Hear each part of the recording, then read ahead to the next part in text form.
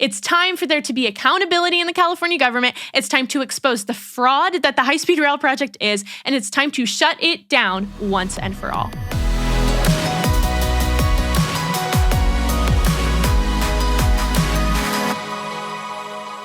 Welcome back to the California Conversation. I'm your host, Tess Abraham.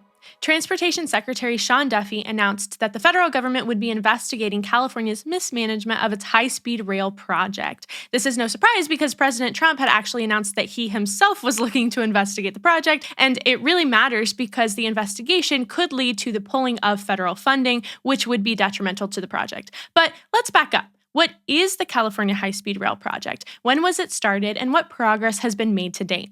But before we get started, please like this video, subscribe to this channel if you haven't already, and ring that notification bell so that you stay up to date on all things California politics. Okay, high-speed rail. This goes back all the way to the 1980s. Something you may not have known is that Jerry Brown was actually governor of California back in the 1980s. I thought he was only the governor in the 2000s, but I guess he had a previous term way back when. So when he was governor then, he actually took his first visit to Japan. And when he was in the country, he was really impressed by Japan's connected railways that would get people from place to place really, really quickly. So when he came back to California, he wanted to implement that here.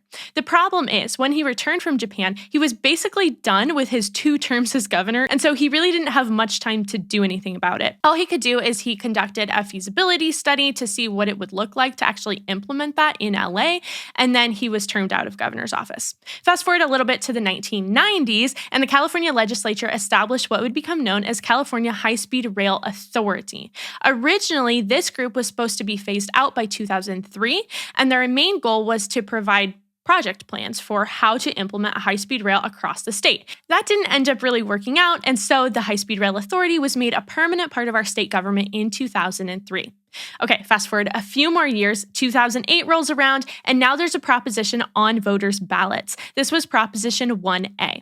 The terms of the proposition is that California would build a bullet train to get from San Francisco to Los Angeles in just 2.5 hours. Voters were super interested in this. I mean, California has some of the worst traffic across the country, especially in major cities like San Francisco and Los Angeles, so it's no surprise that voters approved the proposition. So what was the cost that was promised? What was the timeline? What were the stipulations of Proposition 1A? Originally, the entire project was supposed to cost around $33 billion. The cost to California was a $10 billion bond, and that's what Proposition 1A was really approving, was to use those funds for the high-speed rail project. Also, the timeline of the project was supposed to be completed by year 2020. So voters approved it in 2008, and it promised that basically in 12 years, by 2020, the entire high-speed rail, which was supposed to be 800 miles across California, would be complete and ready for use. Obviously, it is 2025, and we do not have a high-speed rail connecting the 2 cities. So what happened and what's the progress to date? Okay, there were a few major issues. The first issue that we ran into as a state government really was funding. So voters approved the $10 billion bond. The problem was the High-Speed Rail Authority didn't have a solid plan of how they were going to use that funding or how the project was going to be rolled out. As a result, a court in Sacramento ruled that we couldn't use the funds for the project quite yet. So even though voters had approved the funding actually wasn't there to begin construction on the project. Then there were more issues because, like I said, the entire project was supposed to be $33 billion. The extra funding was going to come from federal funding and it was going to come from private investors. But at the time of Proposition 1A, that was 2008. Can you think of anything else that was happening in 2008? The Great Recession. Then with federal funding, that is always really conditioned on who's in office. So President Obama was in office at the time, and he actually allocated $2.25 billion to California's high-speed rail project. But Republicans took over the House of Representatives in 2010, and so just 2 years after Obama had approved the funding completely dried up because Republicans did not want to be funding a high-speed rail in California from a federal level. So that's funding. But another major issue was land acquisition. Just think of how much land the government would need to buy in order to build a rail connecting San Francisco through the Central Valley down to Los Angeles. It's a lot, and a lot of it runs right through the heart of farmlands. The state government, when they began acquiring land, only had 15% of the rail design complete, meaning that they really didn't have any accurate idea of how much land they were going to need to purchase or where they needed to buy it from. So they started buying up land through the power of eminent domain, but the problem is they had to go back to farmers many times, like hundreds of times, because they would go, they'd take part of a farm, then they'd come back and say, we need more, take another part of a farm. But reasonably, when you're going back and forth between farmers and homeowners and you're taking more and more of their land, what will be the inevitable result? Lawsuits. So the government ended up tied up in a lot of lawsuits from farmers who were very upset and wanted just compensation for their land, but also just wanted their land in the first place. But it wasn't only lawsuits from farmers or from homeowners, it was also lawsuits from local governments. And that is the third main obstacle that they ran into. Local governments were suing the state government and the High-Speed Rail Authority for environmental concerns. Because remember, the high-speed rail is going to cut straight through farmland. That means it's going to separate farms, and it's also going to have an impact on irrigation systems, on crop yields, and even on groundwater supply. So, local governments made the argument that the state needed to do more thorough environmental impact reviews before they could be approved to even build their railway there. All of these setbacks meant that even though Proposition 1A was approved in 2008, ground wasn't broken on the project until 2015, which already just set the project back majorly since they were trying to be entirely completed by 2020. Well, it's too late now. Yeah. Even in the face of all of these obstacles, supporters of the high-speed rail project kept it going. They kept the dream alive with the vision that you would be able to get from San Francisco to LA in just 2.5 hours, and that was too good of a vision to just give up on. But while the high-speed rail project was fueled by what seems like blind optimism, Every Life Diaper Company is fueled by a much greater mission. This company believes that every life, every baby, is a miracle from God who is worthy of protection, support, and celebration. In fact, Every Life is the first and only pro-life diaper company, which is hard to believe because you would think that every diaper company should be pro-life. When you subscribe and save with one of Every Life's diaper subscriptions, they will donate a month's worth of diapers to your pregnancy center or church of choice. Isn't that so cool? Plus, it isn't just their mission that's life-changing. They make premium products, high-quality diapers that protect your baby's sensitive skin and also work really well because we know that that's probably what's most important when it comes to diapers. Listen to the things that their diapers are free from. They're free from fragrances, dyes, lotions, latex, parabens, and phthalates. That's incredible. So check them out today and get 10% off your first order using my discount link or code, which is TESSA10. Now, maybe you're thinking, I'm not in the phase of life where I need to buy diapers. That's okay, because you can actually gift a subscription or a new baby bundle to a new mom who you know is in that phase of life. So use discount code TESSA10 at checkout or shop through the link below to get 10% off your first order to support an incredible company who loves every baby and to support the show. But getting back to California's high-speed rail project, just where does the project stand today? Well, the project was divided into 7 total segments, and currently there's only one segment where ground has been broken and there's currently construction happening. This segment accounts for 27% of the railway, so over 70% hasn't even begun, and we're already in 2025. What's more concerning is that only 4 of the 7 segments have gained environmental approvals, meaning that 3 of the 7 are up in the air as to if the project can even be constructed there. That doesn't even mention that none of the segments are fully funded. The segment that's currently actively being worked on is still $6 billion short of the money that it needs to be completed. So there are projections that this segment will be completed between 2030 or 2033, which is just wild considering how far off that is from the original goal of 2020, but I digress. Even with that, we're still $6 billion short, and so it's not even likely that it will be completed in the next 5 years. What about total cost, right? We talked about how the entire cost of the whole project was supposed to be $33 billion. Now we're saying that one segment is $6 billion short. So how much is even just this one segment costing? That's a great question. The one segment that is currently under construction has a total cost of $35 billion.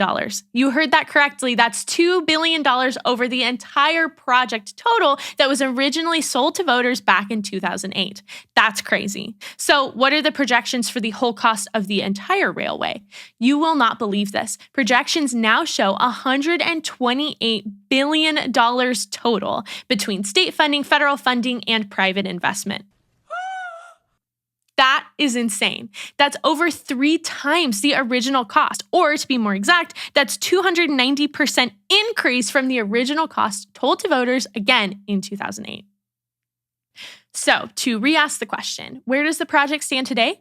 Nowhere. It is wildly underfunded, incredibly over budget. It has nothing to show for itself, and it has nothing even planned to be able to show for itself anytime soon. What a disaster. All right, I'm gonna go cry. Just to be clear, I think the concept of a high-speed rail connecting two of the largest cities in California is a great idea. It would be revolutionary. We don't have to disagree on the idea of a high-speed rail in concept, but what we do have to do is be realistic about how feasible it is that it can actually be achieved in our state. To that end, there are three major failures that I see have happened with this entire project. The first is poor planning. It is just insane to me that they started buying land from farmers with only 15% of the rail design completed. The government didn't do its due diligence to know how much land they would actually need from farmers, and that has impacted real people. And I really don't understand how that happened because, again, the High-Speed Rail Authority was created in 1996. The proposition was brought to voters in 2008. They had 12 years to create a plan of how they were going to complete this project, and yet they didn't even have a design, so much so that the funding was held up in court. That is ridiculous. But it's not only just that there was poor planning, there was also shifting goals all throughout the project. Remember, voters were told it will only take 12 years from 2008 to 2020 to complete this project. It will only take a $10 billion bond in California and $33 billion total. And at the end of the day, we will have a bullet train that will take you from SF to LA in just 2.5 hours. None of those things are true any longer. Lies, lies, lies. We've already looked at the cost projections, which is way over budget. We've looked at the timeline where nothing has been completed by 2020 and nothing is scheduled to be completed anytime soon. And the real kicker is that even if this train was complete, it will not take you from San Francisco to LA in 2.5 hours because it will not be able to travel at the 220 miles per hour that was originally promised. Why? Well, the government did not correctly project for the cost that it would take to have an entire railway dedicated only to one train. That means that through the course of the planning that took place through the course of the years, they realized they would have to share tracks with other trains. But other existing trains don't travel at such high speeds because they're not bullet trains. And so that will slow down the bullet train in many areas where it's shifting tracks and having to share. So basically, voters are getting nothing that they voted for. The last and worst failure of all is the failure of our state government to honestly look at the project and look at the obstacles in its path and then to pivot its approach. The California government and the High-Speed Rail Authority needs to be honest with taxpayers because they're using their money, and they need to be honest with the voters who voted for this project back in 2008. It is not the job of government to paint a rosy vision or a picture of all of its hopes and dreams and what could be in the state. That's just not why we elect government leaders. Government leaders are supposed to represent your interests. They're supposed to do it wisely, and they're supposed to steward your money. That means if you vote for something, they need to make sure that that something you're voting for is feasible. They need to have a plan. And if you vote for it and it looks feasible at the time, but it starts to go off the rails, no pun intended, then they need to be honest with the people that this just isn't going to work, and we need to step back and stop pouring money literally into the trash, which is what they are doing with a project that will not be completed, and even if it was completed, does not fulfill the promises that were made. We have achieved nothing. At the end of the day, a high-speed rail would be phenomenal. Like I said earlier, it would be revolutionary. There was a vision, there was a dream, there were original dates of completion and costs of completion, and it sounded incredible. But they started to run into problems. They got bogged down in court, they couldn't get the funding, and now they have to completely switch the design so that it's not actually a bullet train after all. But what the California government did not do was it did not come to the people and say, look, this isn't working, we're scrapping the project. They kept saying, we need more time and we need more money. If we just get more time or we just get more money, we'll get there. You'll get this high-speed rail. It will be phenomenal. The problem is you cannot just lie or misrepresent facts to the public in order to keep them on your side. You have to be honest with them. And yet the California government has chosen not to be honest with them. They keep selling the dream, the vision, but dream and vision without results are worth nothing. It's time for there to be accountability in the California government. It's time to expose the fraud that the high-speed rail project is, and it's time to shut it down once and for all. If you want more information about California's high-speed rail project or our government's mismanagement of the project, you should check out episode 29 of my full-length podcast linked below. Thank you so much for joining me here today. I hope it was helpful to you as you navigate life in our state and that you even learned something new. You can follow me on social media at It's Tess Abraham, and I'll see you back here next time for another episode of the California Conversation.